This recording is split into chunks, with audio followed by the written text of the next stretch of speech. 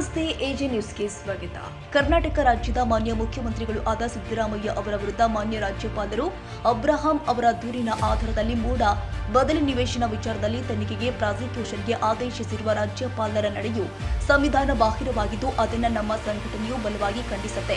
ಮಾನ್ಯ ಸಿದ್ದರಾಮಯ್ಯ ಅವರು ಸದರಿ ವಿಷಯದಲ್ಲಿ ಯಾವುದೇ ರೀತಿಯ ಅಕ್ರಮ ಎಸಗಿರುವುದಿಲ್ಲ ಮತ್ತು ಇದೊಂದು ರಾಜಕೀಯ ಪ್ರೇರಿತವಾದ ಆದೇಶವಾಗಿದ್ದು ಕಾರಣ ಅವರು ಯಾವುದೇ ಕಾರಣಕ್ಕೂ ತಮ್ಮ ಸ್ಥಾನಕ್ಕೆ ರಾಜೀನಾಮೆಯನ್ನ ನೀಡಬಾರದು ಅಂತ ಅವರನ್ನ ನಮ್ಮ ಸಂಘಟನೆಯು ಒತ್ತಾಯಿಸುತ್ತೆ.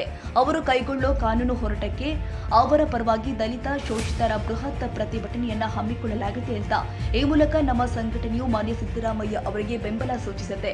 ರಾಜ್ಯ ಸಂಘಟನಾ ಸಂಚಾಲಕರು ಆದ ವಾಳೀಶ್ ಬನ್ನಟ್ಟಿ, ಬೆಳಗಾವಿ ಜಿಲ್ಲಾ ವಿಭಾಗೀಯ ಮಹಿಳಾ ಘಟಕದ ಸಂಚಾಲಕಿ ಶ್ರೀಮತಿ ಗೀತಾ ಸಣ್ಣಕ್ಕಿ, ಬೆಳಗಾವಿ ಜಿಲ್ಲಾ ವಿಭಾಗೀಯ ಅಲ್ಪಸಂಖ್ಯಾತರ ಘಟಕದ ಸಂಚಾಲಕರು ಆದ ಅಲ್ಲಾ ಭಕ್ಷಾಮುಲ್ಲಾ, ಬೆಳಗಾವಿ ಜಿಲ್ಲಾ ಸಂಚಾಲಕರು ಆದ ಆನಂದ ತಾಯೇವಗೌಡ, ಬೆಳಗಾವಿ ಜಿಲ್ಲಾ ಅಲ್ಪಸಂಖ್ಯಾತರ ಘಟಕದ ಸಂಚಾಲಕರು ಆದ ರಂಜಾನ್ ಬಿಜಾಪುರ್, ಬೆಳಗಾವಿ ಜಿಲ್ಲಾ ಅಲ್ಪಸಂಖ್ಯಾತರ ಘಟಕದ ಸಂಘಟನಾ ಸಂಚಾಲಕರು ಆದ ಅಬ್ದುಲ್ ಮುಲ್ಲಾ, ಗೋಕಾಕ್ ತಾಲೂಕು ಅಲ್ಪಸಂಖ್ಯಾತರ ಘಟಕದ ಸಂಚಾಲಕರು ಆದ ಅಬ್ದುಲ್ ರಾವ್ ಖಾಜಿ, ಮೂಡಲಗಿ ತಾಲೂಕು ಸಂಚಾಲಕರು ಆದ ಬಸು ತಲ್ವಾರ್, ಮೂಡಲಗಿ ತಾಲೂಕು ಅಲ್ಪಸಂಖ್ಯಾತರ ಘಟಕದ ಸಂಚಾಲಕರು ಆದ ಸೈಯದ್ ಮಂಟೂರ್, ಮೂಡಲಗಿ ತಾಲೂಕು ಸಂಘಟನಾ ಸಂಚಾಲಕರು ಆದ ಉಸ್ಮಾನ್ ಮದಂ ಮಾವಿ, ಬಸು ತಲ್ವಾರ್, ಮೂಡಲಗಿ ತಾಲೂಕು ಅಲ್ಪಸಂಖ್ಯಾತರ ಘಟಕದ ಖಜಾಂಚಿ ಹಸನ್ ಸಾಬ್, ಮೊಗಟ್ ಖಾನ್ ಉಪಸ್ಥಿತರಿದ್ದರು.